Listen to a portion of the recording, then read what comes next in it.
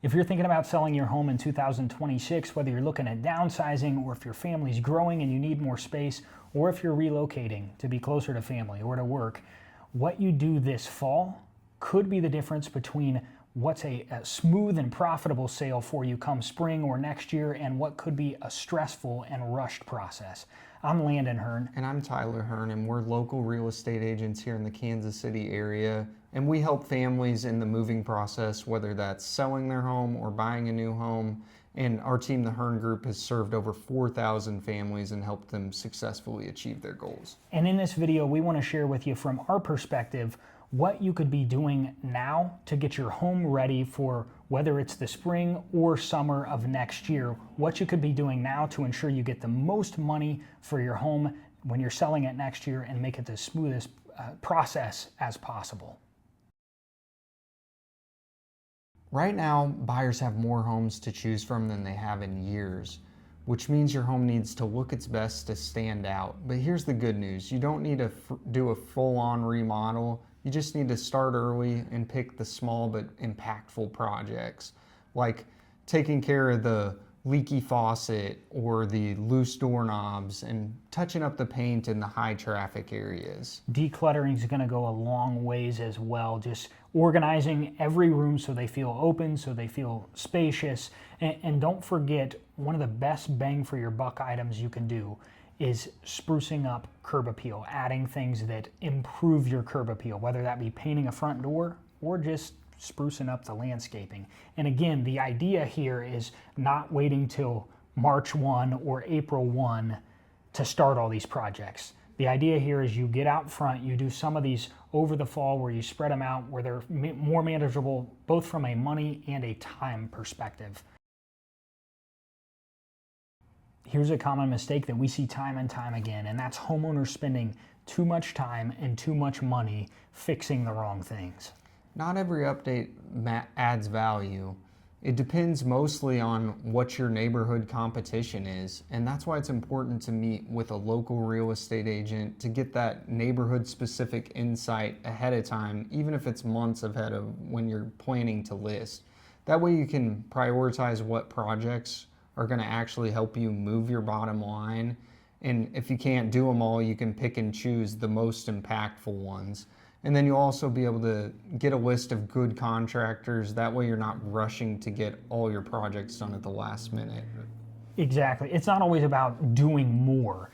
It's really about doing the right things for your given neighborhood, your given market. And it's very specific around the Kansas City area, neighborhood to neighborhood, what's going to be expected from buyers in your home. For example, in one area of Kansas City, you may be able to just throw fresh paint on and update some of the fixtures, and you're going to be up to snuff with the neighborhood competition. In other areas, it might take more than that. And that's why it's just a good idea to get a picture of what's the competition look like around you and how do I position myself to stand out against the competition.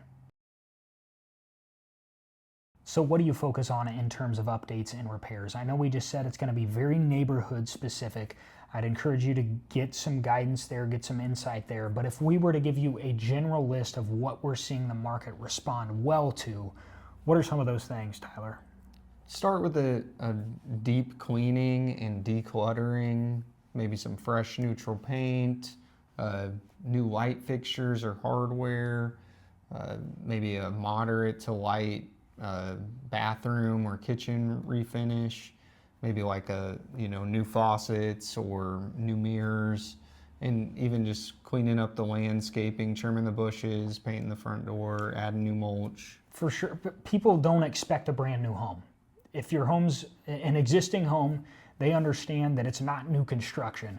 But what we're seeing buyers want right now, more than anything, is move-in ready. So it's about making your home move-in ready where somebody could comfortably move in and just be ready to rock and roll. So if you're planning to sell your home in 2026, start now. The sooner you start, the smoother it'll all go for you. You'll have more time to prep and you'll get a few steps ahead of your competition, which will give you more confidence and less stress, and it'll just be a smoother process for you. And look, it's overwhelming. There's a reason people procrastinate on doing projects on the house, and why most people are going to wait till spring to do anything right before they're ready to get the house on the market. It's because it can be overwhelming to look at some of these projects. If you're feeling overwhelmed, pop out a notepad, make a list of the projects that you need to knock down, and just start scratching off, try to scratch off one a month for the rest of the fall into the winter, and you'll have some projects that are knocked out before spring comes and before you're ready to get the house on the market. But if you'd like some outside help on that, and you'd like maybe our perspective on what's going to get you the most bang for your buck, what's going to put you the most money in your pocket, what's going to get you the most ROI, we'd be happy to have a conversation around that. We'll have our info on screen as well as in the description below. If you'd like to have a conversation, feel free to reach out. We're happy to be a resource.